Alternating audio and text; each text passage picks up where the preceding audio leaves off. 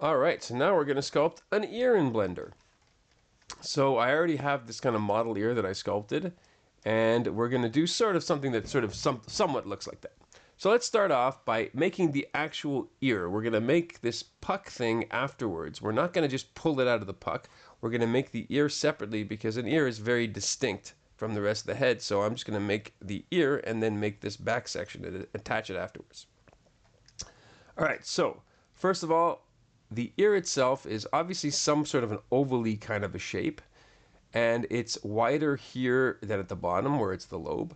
So we're going to start off with, let's start off with a icosphere, and I'll put it at 4 subdivisions. Seems okay.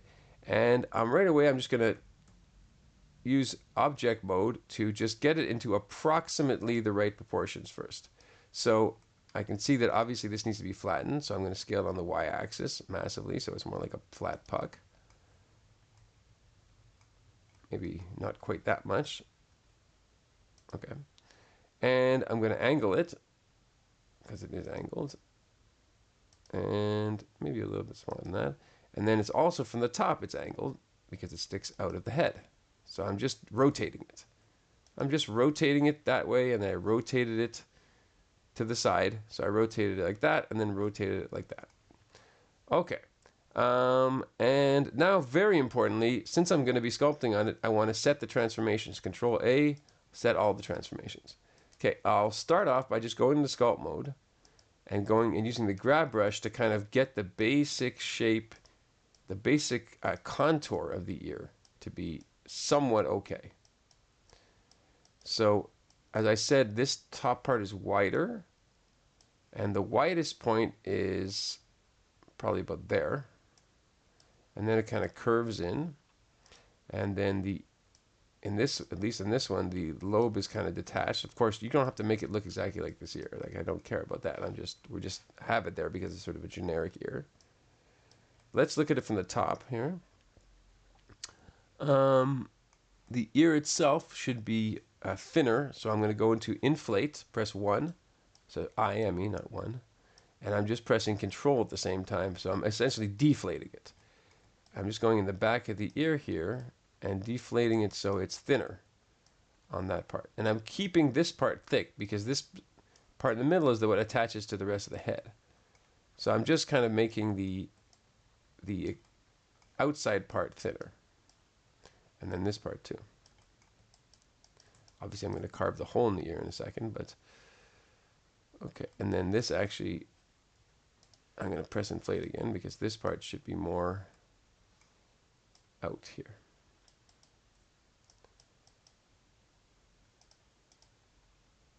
Okay. All right. Now is the big part where I'm going to carve out this middle section here. And I think that I'm going to have to remesh it, so that's what I'll do. R, maybe at, I don't know, around 0.05, and then Control R. So I have somewhat of an amount of resolution to work with. All right, so now I'm going to carve out this section, chuk, chuk, chuk, sloop, like that. And a couple ways I could do that. I think what I'm going to do is I'm going to put a mask on, and then at least I can sort of control I can at least sort of draw it on first and figure out what I'm going to do, and then I'll push that whole part in. You can just do it freehand, but I'm, I guess, being a chicken, and I'm just going to do it so that I can kind of see what I'm doing almost like as a preview. And so you'll understand. I'm basically painting on the part that's going to be pushed in, the middle section. If I press Control, I get rid of the mask. So something like that. I'm going to invert it now, Control I. And now I can just go with a big brush, press I, and then Control I that, which basically just means I'm deflating it. And I probably should have blurred this mask, but I didn't, so I'm gonna smooth this. Okay, I'll get rid of the mask, Control M. Okay, so now I'm just gonna continue here. I maybe need a little bit more strength with my inflate, which is now my deflate, I guess you could say. And I'm really just carving out that central area. here. Okay. All right, so, and I just smoothed it a bit. Now I'm going to carve this section out.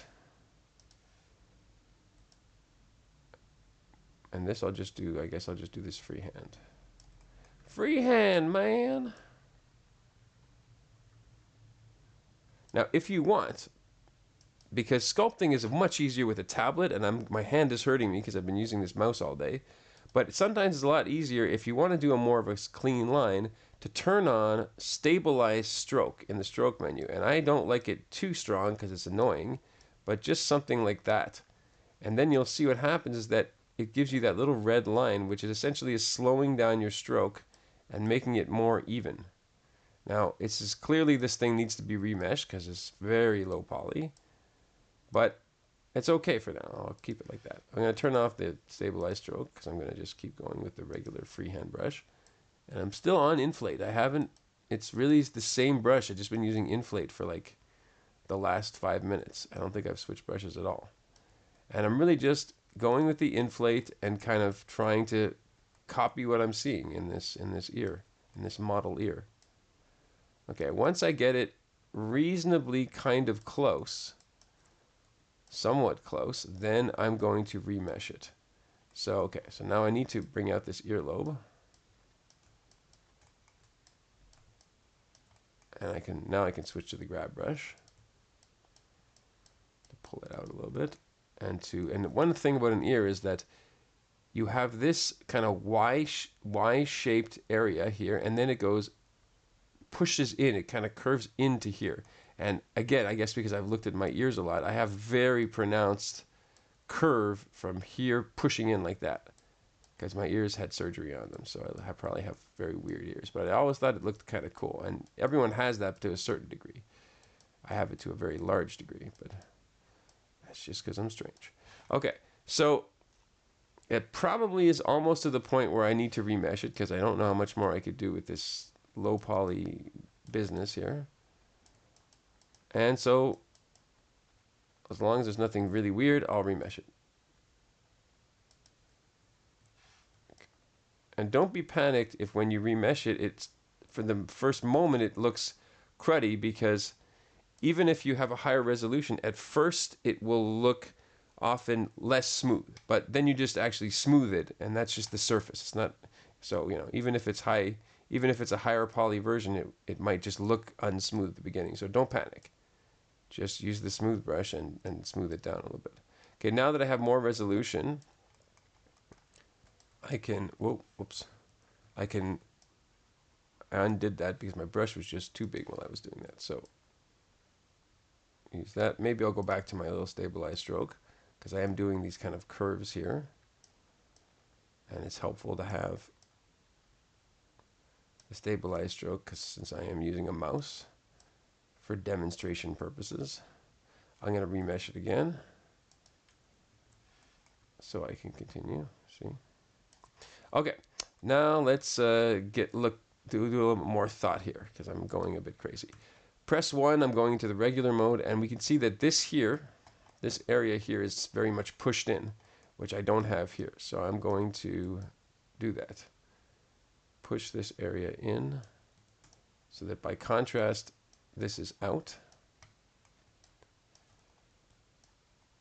And at this point, even though I know what these structures are anatomically, what their names are, it doesn't matter because you don't know what the names are. So there's no point in me talking about helixes and antihelixes and traguses and stuff. I'm really looking at it as shapes and curves. That's it. That's all I'm doing. I'm looking at it as a series of abstract shapes and trying to judge the distances between things, like seeing how far this thing is from this, or how, like, for example, how far this is from this. I'm trying to sort of assess that and fix it, and then kind of look at what I did and see if it's right or not, and then adjust.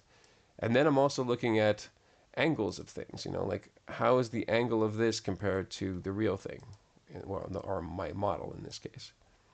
So there's a lot of geometry. I'm kind of thinking about things in a very geometrical way, like in a shape way, not as a ear or anything like that. Really as a series of abstract shapes.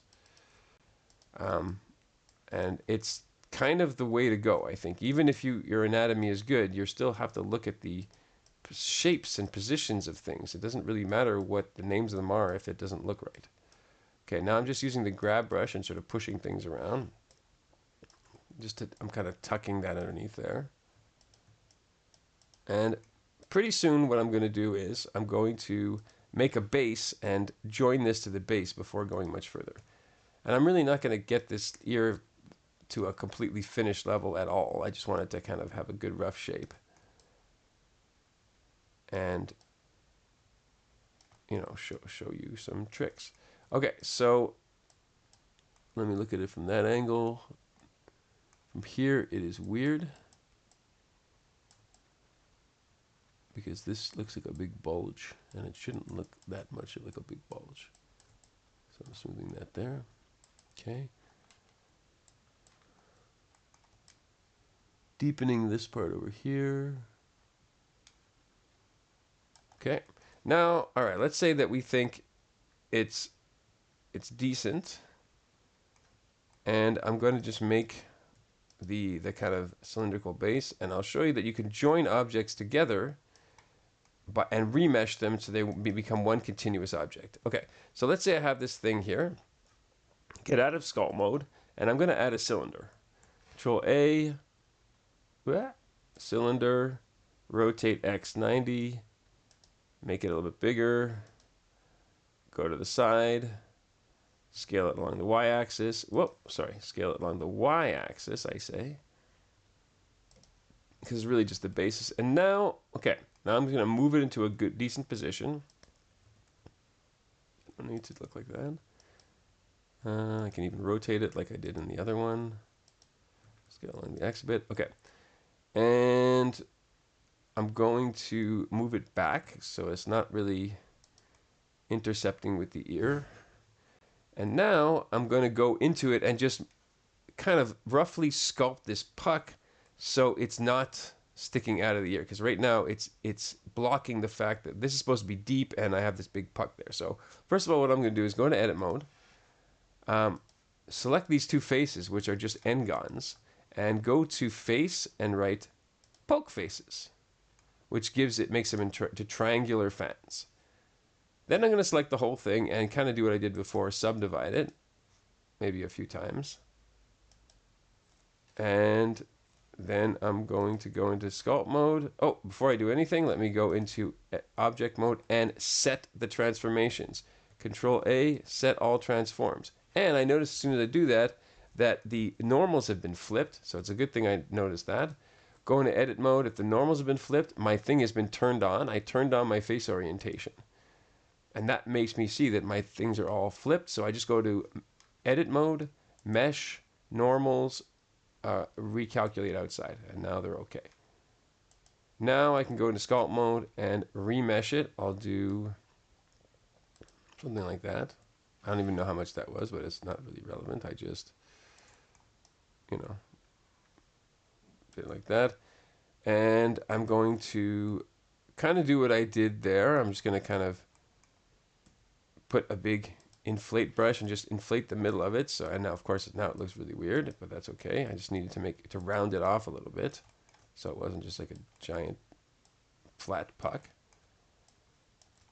Okay, and now I'm going to take the grab brush and just push back the things that need to be pushed back. And actually I'm just going to go to the draw brush, press Control, and sink this stuff in so it's not interfering with the ear itself. And here, and then here where the earlobe is, I do not want it surpassing. I don't want to have the earlobe stunk in this cylinder thing, so I'm just kind of moving it back. And now I'm just smoothing it out a little bit. Smooth, smooth, smooth, smooth. And I can build this up a little bit. Just all I have is the inflate brush, and that's it. I'm just kind of smoothing it out. Okay, so now my puck is okay. My base, I don't know, I'm calling it a puck. All right, so let's do this. Let's really make sure those transformations are set. This one, make sure the transformations are set. And now I'm going to do Control J, join them together. And now I can go to sculpt mode and remesh it, but it's going to remesh everything together. And you see that now I can smooth it. And I can make it all one continuous object. And so this is what you do often when you're sculpting. You can use different objects to block out your shapes and then join them together and remesh them so that they become one continuous object. It's pretty great. It's a wonderful thing.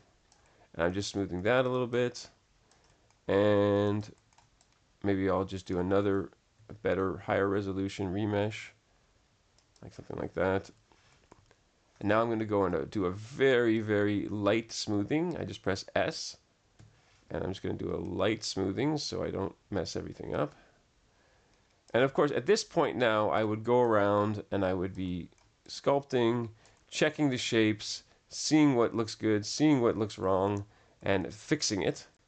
But since this video is already kind of long, I will let you do that yourself, because of course it's whatever ear you want to do. One thing I will do though is just, since I'm here, is just make sure that this here is deep enough. And usually underneath this part of the ear, it's quite sharp. And then it kind of softens up when it gets into the more rounded part. So I just want to kind of make sure that that's undercut enough, like that's enough of an overhang, so it has some dimension to it. All right, well, obviously we can continue forever, but we're not going to. We're going to end the video here. But hopefully that taught you a little bit about ear sculpting and some stuff about sculpting in Blender. Okay, I hope you enjoyed it.